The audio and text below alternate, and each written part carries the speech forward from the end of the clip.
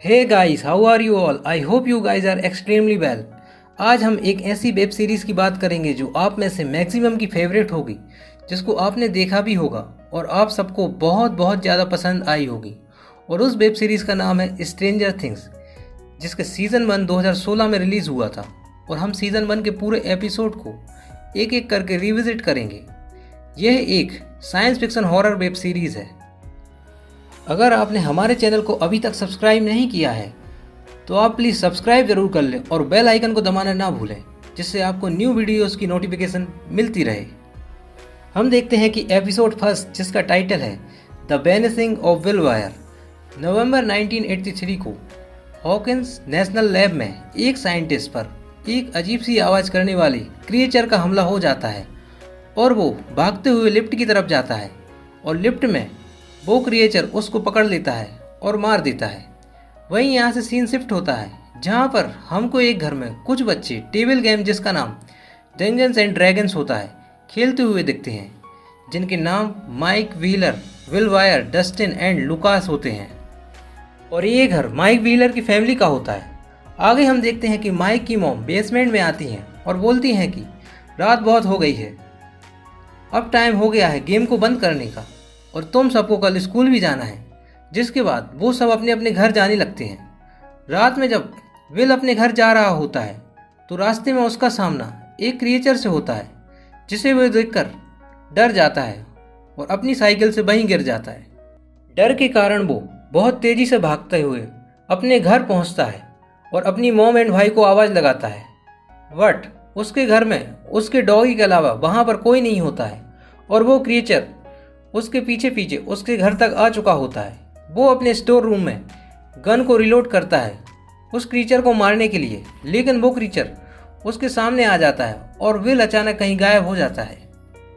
सुबह के टाइम हम देखते हैं कि जब विल की मॉम, जिनका नाम जॉयस है, और भाई जोनाथन किचन में नाश्ता बना रहे होते हैं, तब उसकी मॉम बोलती हैं कि विल अभी तक सोकर नहीं उठा है क्या, और वो विल को उठाने के लिए उसके रूम में जाती हैं।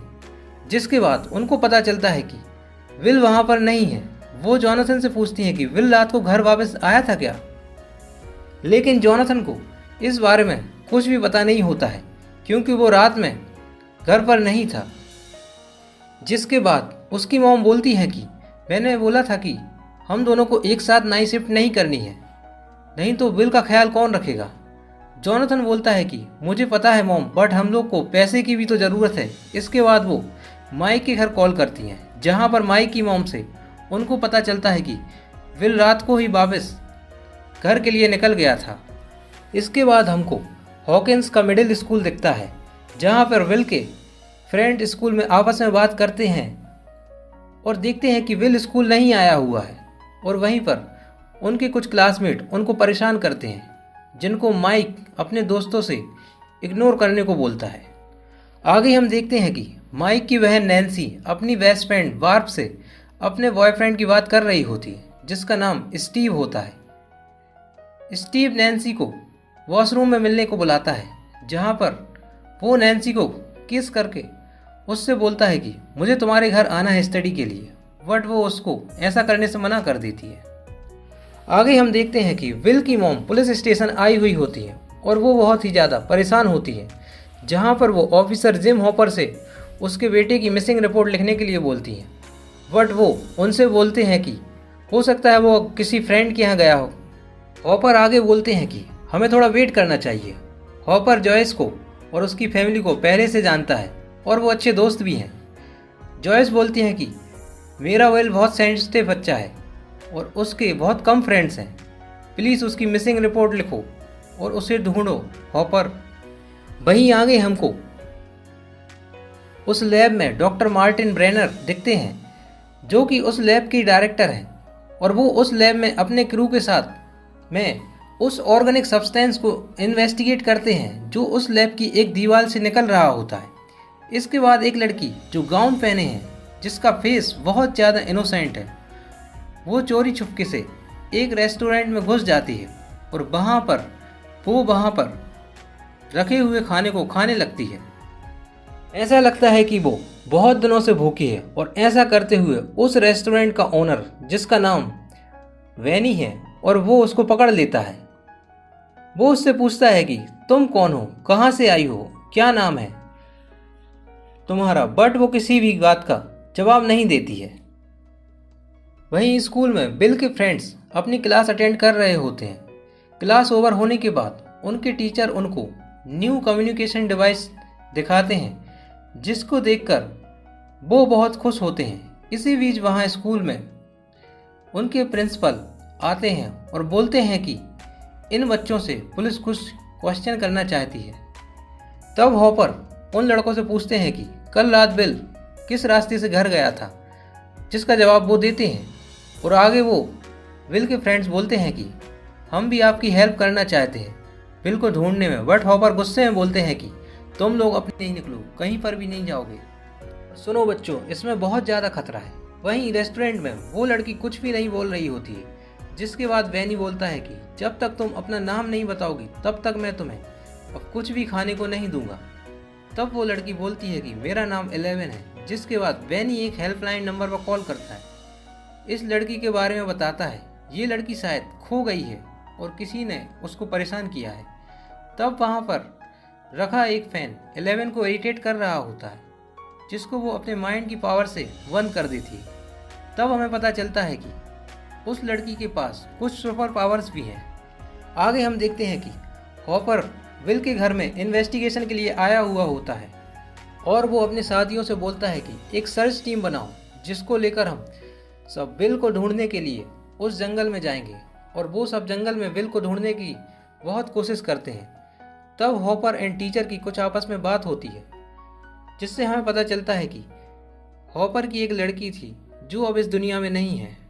वहीं माइक अपने फ्रेंड से वॉकी टॉकी पर बात कर रहा होता है और बोलता है कि विल हमारा बेस्ट फ्रेंड है और हमें उसको ढूंढना चाहिए। और वो अपने फ्रेंड के साथ विल को ढूंढने का प्लान बनाता है और जंगल जाने के लिए अपने फ्रेंड्स को मनाता है।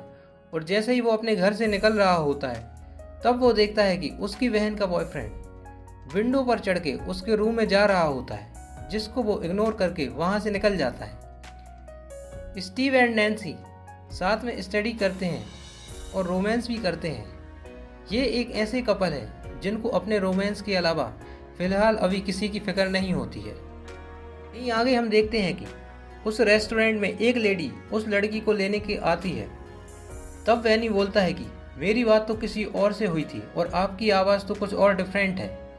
बट वो बोलती है कि वो मेरी एक कोवर्कर है। तब वो उसको अंदर आने की परमिशन देता है, लेकिन अंदर आने के बाद वो लेडी उसके ऊपर गन से फायर कर देती है, जिससे वैनी वहीं मारा जाता है। और वो लड़की जिसका नाम 11 होता है, वो ये सब देख लेती है और वहाँ से भागने की कोशिश करती है। बट वो उस लेडी के साथ कुछ गार्ड आए हुए होते हैं उसको पकड़ने के लिए, लेकिन जैसे वो उसको पकड़ने की कोशिश करते हैं, वो अपने माइंड की पावर का यूज़ करके उन सबको हवा में उड़ा देती है और वो वहाँ से भाग जाती है। आगे हम बिल के घर में देखते हैं कि जोनाथन अपनी मॉम से बोलता है कि मॉम, ये सब मेरी गलती है, अगर मैं रात को कहीं नहीं जाता तो शायद आज विल यहाँ पर होता। बट उसकी मॉम बोलती है कि तुम ऐसा बिल्कुल भी मत सोचो, इसमें तुम्हारी कोई भी गलती नहीं है। तभी उनके घर में एक फ़ोन कॉल आता है, जिसमें से बहुत अजीब अजीब आवाज़ आती हैं, जिसे सुनकर जॉयस समझ जाती है कि ये विल ही है। और इसके बाद वो फ़ोन एक इलेक्ट्रिक शॉक से ख़राब हो जाता है। वहीं जंगल में विल को ढूंढते ढूंढते विल के फ्रेंड्स को वहाँ पर 11 मिल जाती है। और इसी के साथ ही यहाँ पर चैप्टर फर्स्ट ख़त्म हो जाता है। एपिसोड सेकंड को देखने के लिए आप डिस्क्रिप्शन में दी गई लिंक पर क्लिक कर सकते हैं।